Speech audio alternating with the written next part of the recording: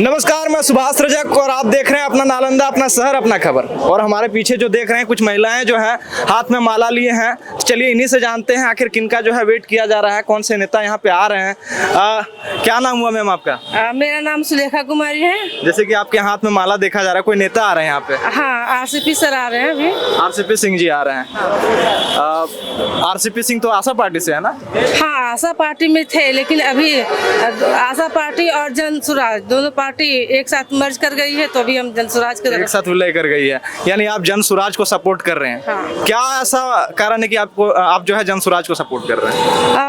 कारण है कि पिछले कुछ सालों से विकास देखी नहीं जा रही है अपने बिहार में, तो अब नई उम्मीद के साथ प्रसाद। आप बोल रहे हैं विकास देखी नहीं जा रही। आप ही के यहाँ से मुख्यमंत्री जी हैं, आप ही के यहाँ से ग्रामीण विकास मंत्री हैं, आप ही के यहाँ से पर्यावरण मंत्री हैं, आप ही के यहाँ से सांसद हैं, इसी जिले से हैं, और आप बोल रहे हैं विकास नहीं देखी जा रही है। हाँ, पिछले कुछ सालों से, पहले मतलब जिस वक्त आए थे तो उस वक्त तो जो भी था क्राइम थोड़ा कम हुआ था, रोड वगैरह, लाइट वगैरह और एजुकेशन की तरफ थोड़ा ध्यान गया था, लेकिन अभी कुछ सालों से मतलब ऐसा नहीं हो पा रहा है।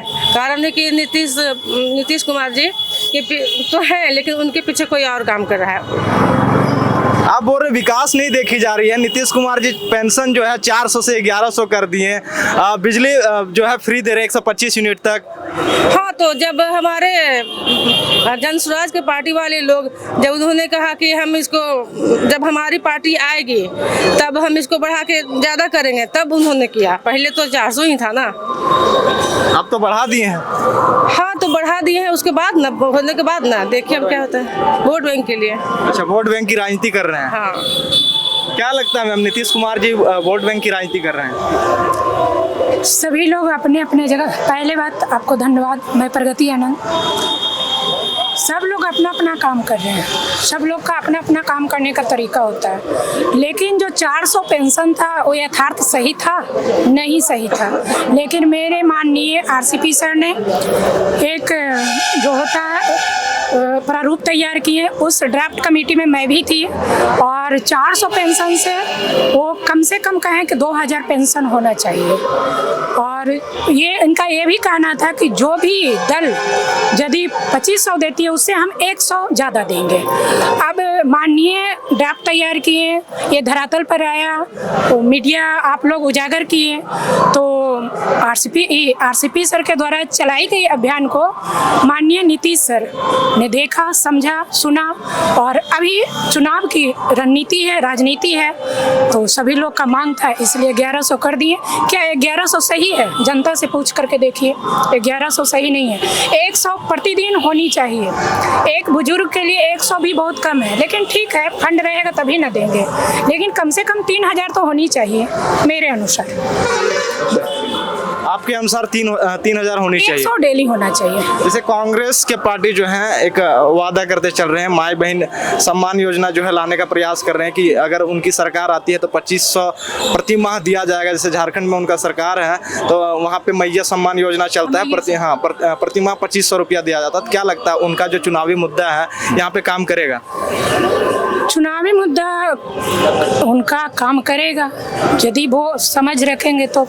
अब चुनाव खत्म हो जाएगा, उनकी काम खत्म हो जाएगी, तो ऐसे तो चलता नहीं है। हम तो देख रहे हैं 5 साल में कुछ नहीं होता है, जब चुनाव आता है तो सभी लोग सक्रिय हो जाते हैं, तो ये तो होना नहीं चाहिए। शिक्षा का स्तर इतना खराब, जो युवा हैं छात्र वो क्या कर रहे हैं, तैयारी करते हैं, सो जाते हैं, कहते हैं कि कोई वैकेंसी है ही नहीं है। कितना खराब लगता है।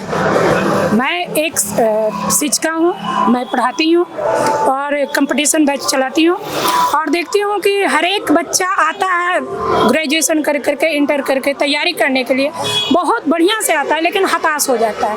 अब वैकेंसी कहाँ रखते हैं? बीपीएससी ट्रिप और स्टेट ला रहे हैं, कब लाइएगा?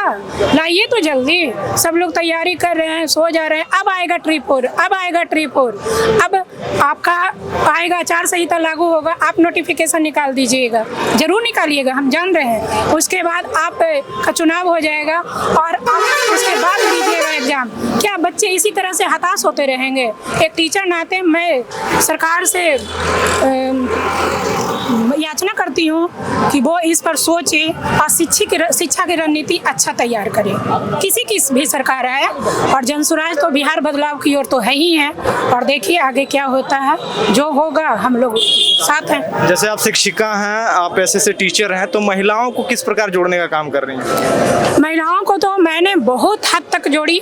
हर एक स्कूल में मेरी महिला शिक्षिका है, बीपीएससी ट्री 1, ट्री 2, 3, 3rd और 4th के लिए तैयारी कर रही है। इससे पहले भी 2012 से मैं बिहार शरीफ आई हूँ और बहुत सारे लोग को सीटेट, स्टेट और टीचर बनाई हूँ। और हर एक स्कूल में जा करके देखिएगा तो प्रगति मैडम जरूर नाम है मेरा, और इसी तरह से मैं जन जन महिलाओं तक और पुरुष तक पहुँचा रही हूँ शिक्षा को। अब जब तक मेरा जिंदगी रहेगा तब तक इसी तरह से पहुँचाते रहेंगे। अंत में बिहार के युवाओं को और पूरे बिहार वासियों को क्या कहना चाहेंगे? सभी बिहार वासियों से मेरा नम्र निवेदन है कि आप जो वोट करते हैं अपने आप में जागरूकता लाइए, और जो आपका है बिहार बदलाव की रणनीति आप अपने बच्चों के लिए वोट कीजिए, क्योंकि आप सड़क, पानी ये तो हो चुका, जो आधारभूत संरचना है वो तो हो चुकी है, लेकिन अब बच्चे के लिए तो सोचिए। बच्चे का भविष्य अंधकारमय हो रहा है, उसके लिए तो वोट कीजिए, और जो इसके लिए आगे आते हैं उन्हीं की वोट कीजिए। तो आपने सुना किस प्रकार जो है ये कह रही हैं, बच्चों के भविष्य के लिए वोट कीजिए, बच्चों के लिए वोट कीजिए, ताकि जो है बच्चे का भविष्य सुधर सके। और ऐसे ही अपडेट्स के लिए जुड़े रहिए हमारे चैनल के साथ। कैमरामैन संजय के साथ मैं सुभाष रजक, धन्यवाद।